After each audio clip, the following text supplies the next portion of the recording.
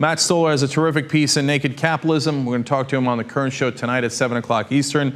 But I wanted to point out one thing that he mentions about Barney Frank. Barney Frank recently said in an interview this about the TARP program. Now, this was in a discussion about what was happening towards the end of the Bush administration, and as you'll see in the quote, the very beginning of the Obama administration, people like Barney Frank were saying, hey, if we're going to accept TARP and give all these hundreds of billions of dollars to the banks, we should at least also help the homeowners, because that helps the middle class, that'll help revive the economy, and as a matter of justice as well, the banks defrauded a lot of these people, tricked them into higher mortgages, tricked them into exploding interest rates, so we shouldn't just give all the money to the guys who did the fraud in the first place and give none of it to the victims.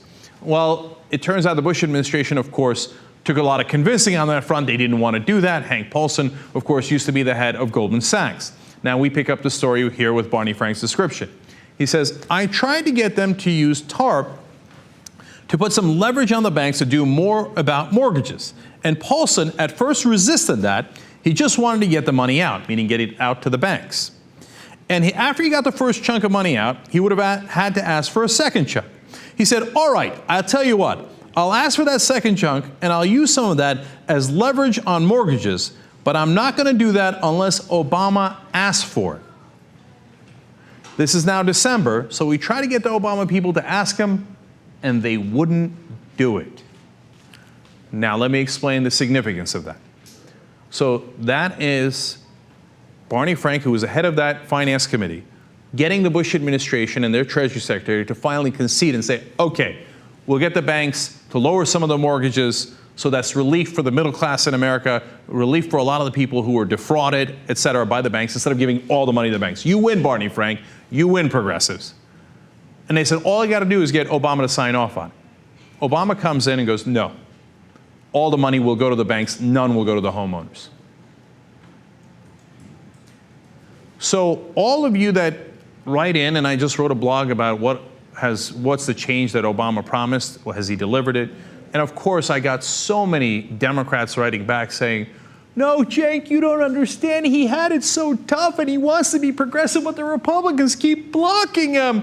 And if only the Republicans weren't there and it was just Democrats, they would always do the right thing. And certainly President Obama is such a nice guy and so progressive. Of course he would do the right thing.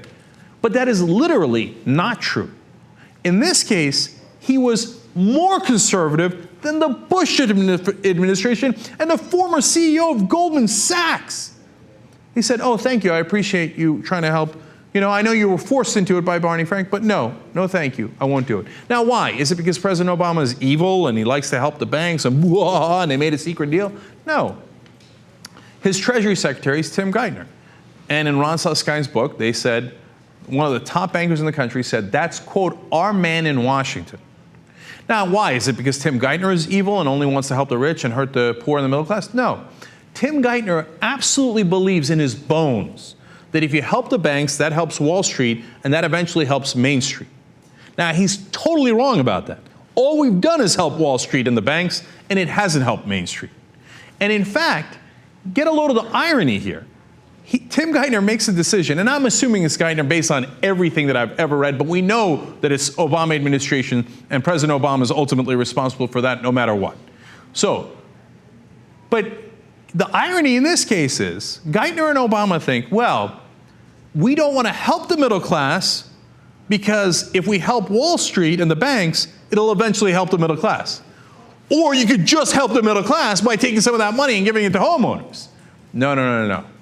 We have to save the middle class by burning them down first. So don't spare me the nonsense about how President Obama tried so hard to go after the banks. He did not. He tried to get all the money to the banks under the false assumption, and I'm being generous here, and Matt probably wouldn't agree, and a lot of people wouldn't agree. They think that it is, more nefarious than that. They don't believe he's a progressive in any way, shape, or form. I agree that he's deeply establishment. I don't, his politics you can call whatever you like, but the results are what matters. The results are, in the end, those homeowners got no relief because of President Obama, not because of the Republicans in that case.